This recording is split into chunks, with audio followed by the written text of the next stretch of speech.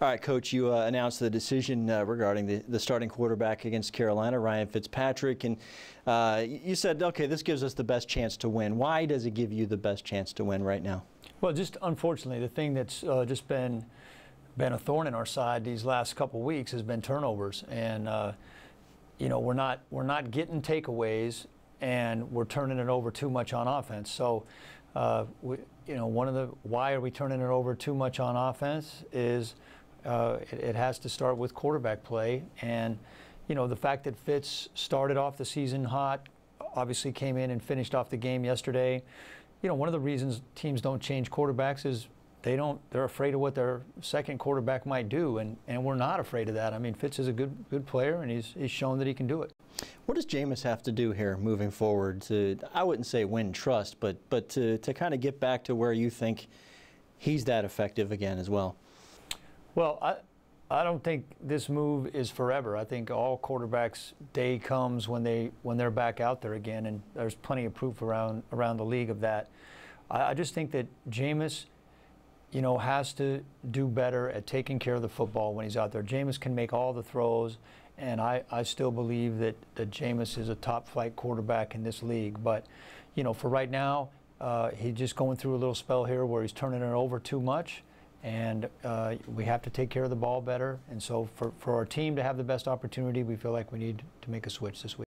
Is it, and sometimes, and you've mentioned before when we talk about an interception, a route wasn't correct or something else happened within the play. Is he getting the help he needs to make the proper throws collectively?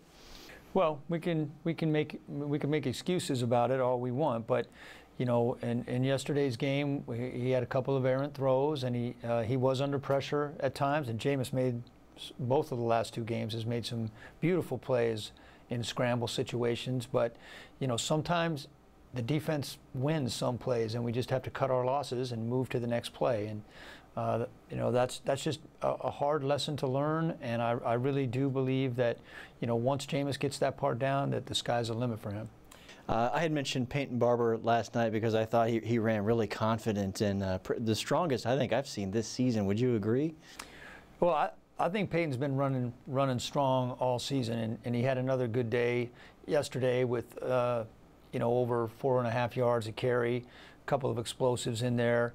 I think Peyton, you know, is coming into his own as a runner, and we've been saying all year, you know, we are a pass-first team right now. So Peyton, you know, he got 18 touches yesterday, which I believe is his season high, and I think if he could get 18 every game and continue to build on that and see repeat runs, so he's seeing the same looks from the defense more than once or twice a game, I think he'll continue to get better and better. What was the difference defensively for you yesterday from the first half to the next? I mean, it was literally one end of the spectrum to the next. Yeah, it's simple. We stopped the run in the second half. In the first half, we got off to a fast start. Those first two drives, 3 and out and a 4th down stop, and we had a chance to go down and take the lead.